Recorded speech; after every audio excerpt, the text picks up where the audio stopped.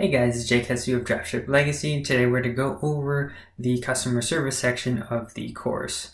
So what happens is a lot of customers will actually reach out to you on various channels, whether it's email, you got Facebook, you got Instagram, you might even use Twitter or Pinterest. So all these channels are potential places where customers can reach to you. So that creates kind of a problem for us as just being single business owners unless we have a VA team in place. So we got to actually stay on top of the ball just to make sure these customers are getting all their questions answered in a timely fashion. And again, the faster you respond to these customers, the happier they're going to be to refer to friends and potential new customers. And not just in a fast manner, it's usually good to be witty and fun, not robotic, because if you're robotic, it's going to be kind of a turn off for your business. So try to be fun with them when you're actually responding to them too. And it's a good time to actually engage with your customers and see what they might potentially like to see in your store or what else they might purchase from your store. I mean, again, you guys are looking to question your customers too, just to get more insight on what things they like.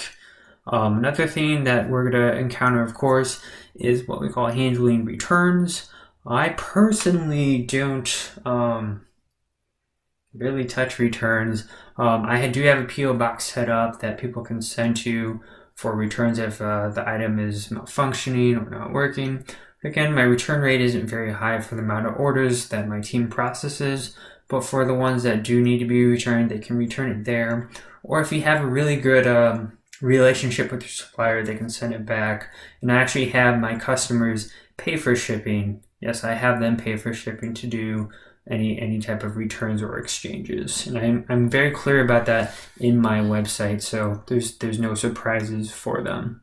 Again, if it's a damaged or non-working item upon receipt, usually it's a good idea just to refund your customer flat out, especially if you can have them send you pictures or videos, which you can then send over to your supplier and then talk to them about it and be like, hey, I want a refund for my customer on this. And usually they're glad to do that because guess what? On AliExpress, they have a feedback rating which you can damage, so they don't want that to be damaged.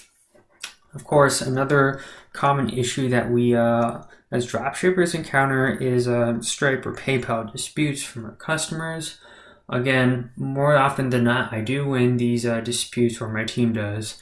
But the key to winning is just having tracking numbers handy, and especially if you're using PayPal. As soon as you get tracking information, you want to insert that on a PayPal site for each individual order. It can be a pain, especially again as a single business owner, but you need to do that.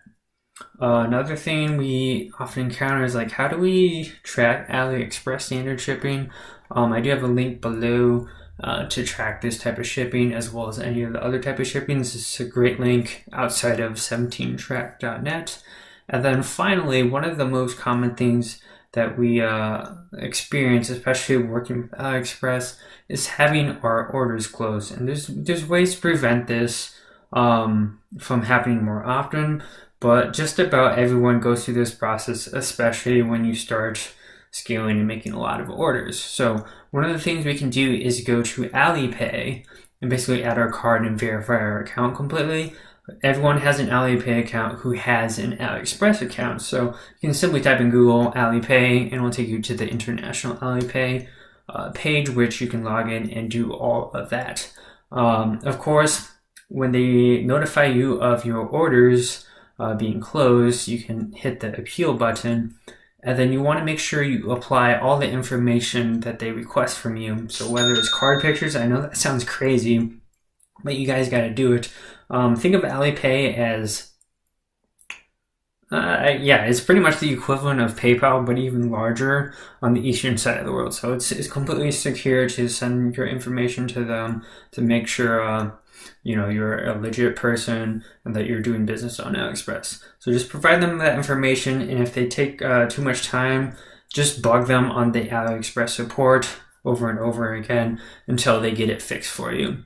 But those are the most common problems that we address or have, guys, and I'll see you guys in the next video. Peace.